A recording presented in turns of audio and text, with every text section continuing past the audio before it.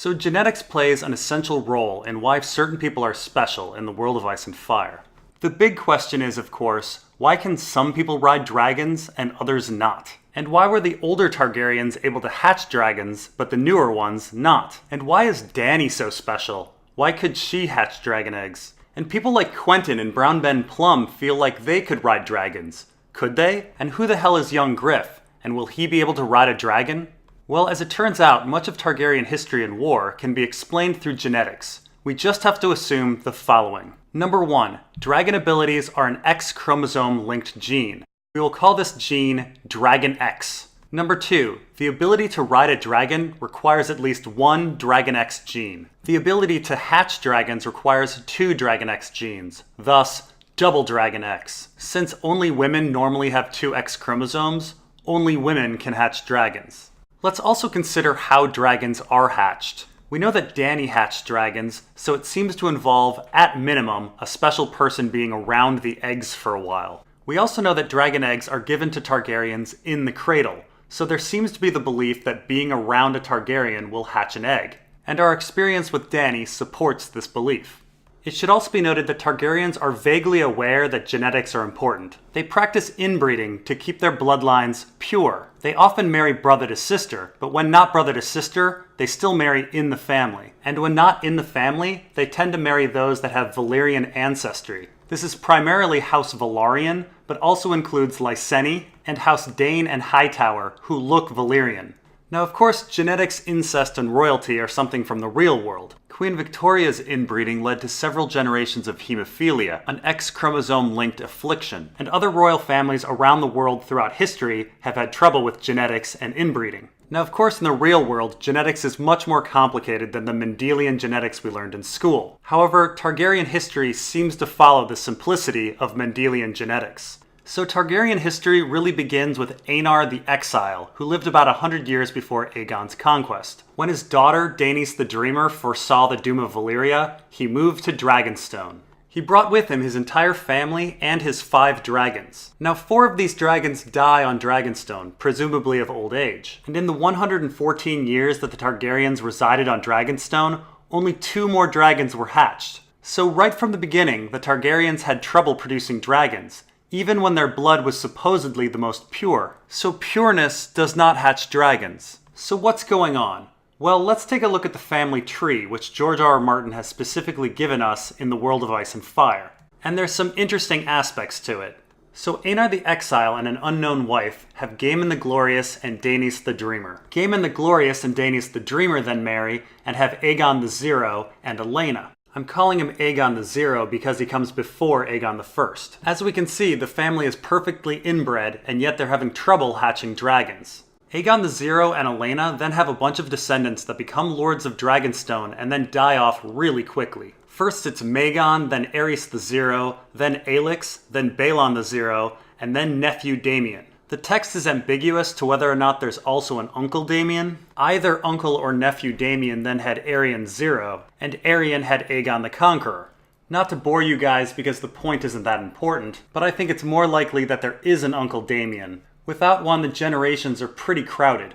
Daenys the Dreamer arrives on Dragonstone as a maiden in 114 BC, and Visenya is born in around 28 BC, so you'd need about 19-year generations. But with an Uncle Daemon, the timeline isn't that crowded, and you'd only need 24-year generations. But again, not that important.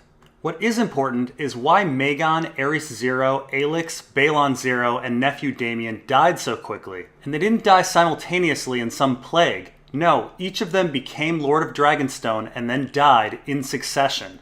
Why? Well, I do have a theory. During the Dance of the Dragons, a bastard named Adam of Hull proved to be a dragon rider. He was then named heir to Driftmark. It seemed important to a Valyrian house that a dragon rider be their leader. And so I imagine this was important for House Targaryen as well. I find it likely that Maeggon, Aerys Zero, Aelix, Balon Zero, and nephew Daemon all became Lords of Dragonstone, felt it necessary to ride a dragon, and attempted to mount one. And they were all burned to death. And now let's go back and try to figure out everyone's genetics. I hope you all remember your Punnett square from school. Now, Aenar the Exile owned 5 dragons, so it's almost certain that he was a dragon rider, and his wife probably rode one as well. Since the Targaryens were having trouble hatching dragons, I'm going to say that she was not Double Dragon X. Now, Aenar would pass on his Y chromosome to Gaemon, and I would say because Gaemon was Lord of Dragonstone and called the Glorious, he got lucky and got his mother's Dragon X gene. Daenys got her Dragon X gene from her father and was unlucky and got a regular gene from her mother. The next generation seems to have worked out the same. Aegon got a Y from his father and a Dragon X gene from his mother. Aelena got a Dragon X from her father and a regular from her mother. The next generation was not too lucky though. The boys naturally took a Y from their father, but then got unlucky and got Aelena's regular gene. Aerys Zero then married someone without any dragon abilities, and thus none of his children had dragon abilities either. It seems House Targaryen's salvation was Daemon marrying a woman with a Dragon X gene. Perhaps a sister of Maegor and Aerys Zero. In fact, I'd even say that this wife probably was Double Dragon X, taking one Dragon X gene from Aegon Zero and one Dragon X gene from Aelena. The reason I say this is that the dragons Meraxes and Vhagar are born around this time. Vhagar was born in 51 BC and Meraxes is bigger, so I'm assuming older. Now, the fact that dragons are being born around the same time as other people losing the ability to ride dragons greatly supports the idea that Mendelian genetics is at work. Crossbreeding often produces a spread of genetic results. And it would make sense if Damien's wife hatched her own egg, Meraxes, and then later hatched Aerian's egg, Vhagar. Daemon would then pass on his Y to Aerion Zero, and Damien's wife would pass on one of her Dragon X genes, making Aerion a dragon rider. Next, Aerion Zero marries Valyna Velaryon. She is half Targaryen on her mother's side, cluing us into the fact that she might have a Dragon X gene. And Valyna and Aerion Zero have Visenya, Aegon, and Rhaenys, our conquerors. Now we know all three of them, Visenya, Aegon, and Rhaenys, are dragon riders, so they all have Dragon X genes. And we're also pretty sure that the three of them can't hatch dragons. Aegon and Rhaenys definitely claimed dragons that were older than them, which means the eggs in their cradle didn't hatch. Visenya's dragon Meraxes is probably older as well, as it's bigger than Vhagar. Additionally, Visenya's child, Maegor the Cruel, didn't hatch a dragon egg either, and Visenya was around that egg all the time, being Maegor's mother. So it seems Aegon got his Dragon X gene from his mother, while Visenya and Rhaenys got their Dragon X genes from their father. And that's 100 years of genetic history for House Targaryen. Are you ready for more? Only 300 more years to go. Next comes the conquerors of Westeros, Aegon, Rhaenys, and Visenya. All of them seem to be dragon riders, but none of them seem to be dragon hatchers. In fact, at the time of conquest, a dragon hadn't hatched for 50 years. Now, Visenya and Aegon have Maegor the Cruel, while Rhaenys and Aegon have Aenys the First. Again, both Maegor and Aenys are dragon riders, but it doesn't seem that they are dragon hatchers. Maegor inherits Balerion the Black Dread, and Aenys is given the hatchling Quicksilver. Now, it's hard to say where the dragon Quicksilver came from. All we know is that Quicksilver was given to Aenys when he was a young boy. We know Rhaenys doesn't have the ability to hatch a dragon, as she claimed a dragon. Perhaps Visenya hatched him, but then again, why didn't she hatch Maegor's cradle egg? Unless Quicksilver was Maegor's cradle egg. But if he were, why wasn't he given to Maegor? Perhaps Quicksilver was hatched by someone back on Dragonstone, like Damien's wife.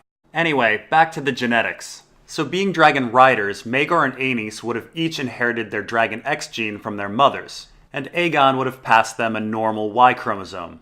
Now, just like his grandfather, Aenys marries a girl from House Velaryon, who's half Targaryen on her mother's side. This again clues us into the fact that she might be carrying a Dragon X gene.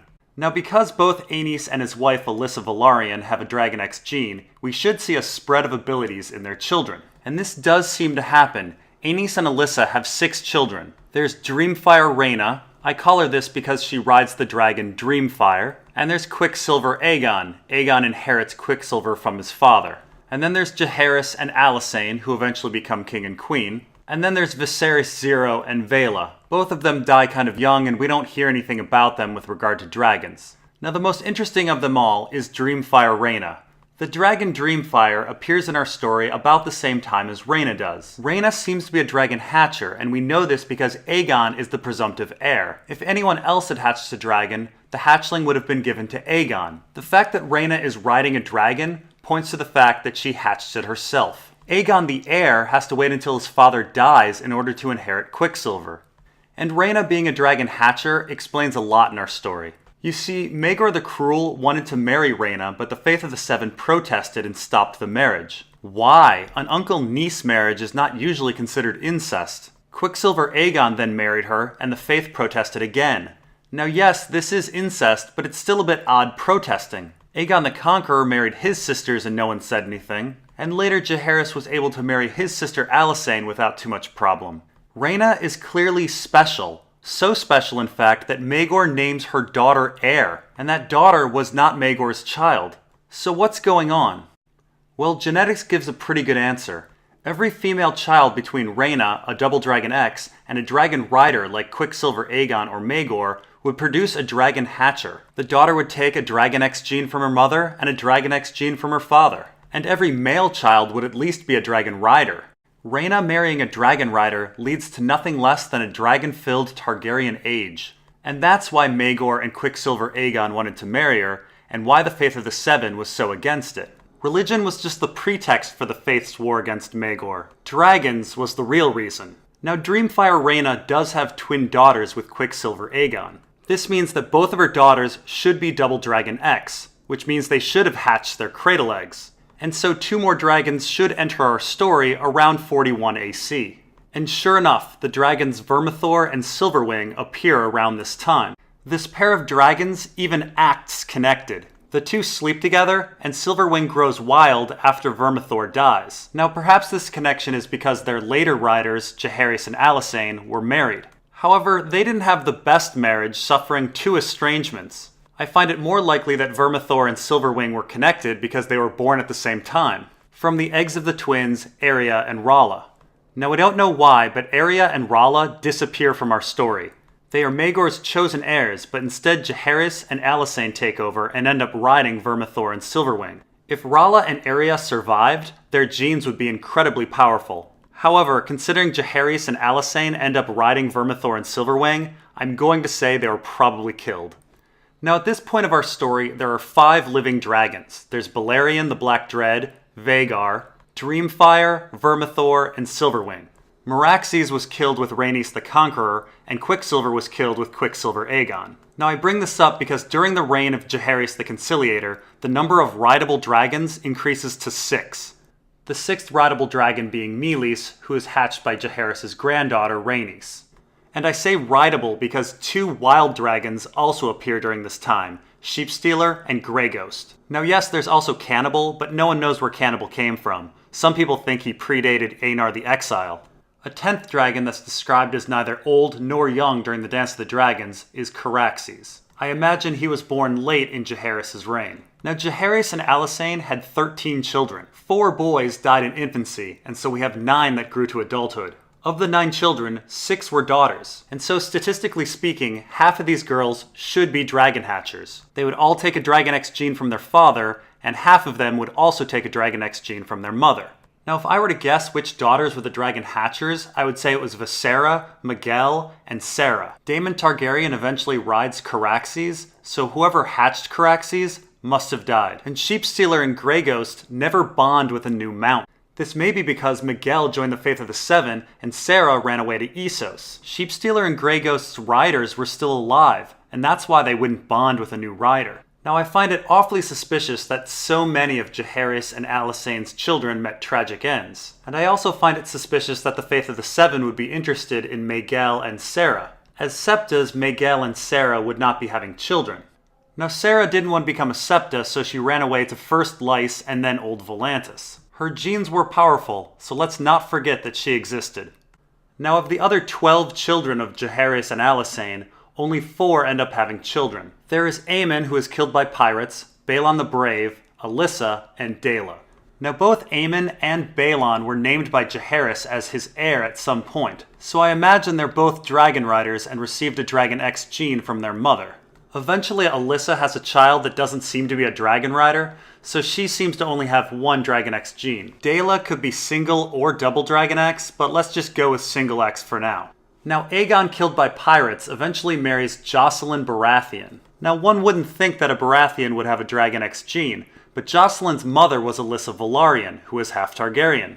And it seems that Jocelyn got a Dragon X gene from her mother and then passed it on to her daughter, Rhaenys, the queen who never was. Rhaenys is definitely Double Dragon X as she hatches the dragon Meleys. Now when Aemon is finally killed by pirates, Rhaenys is passed over for the throne in favor of Balon the Brave. Now this is against the wishes of Queen Alysanne, so I imagine that Jaehaerys is taking the advice of his hand, Septon Barth. Is Septon Barth trying to prevent a dragon age?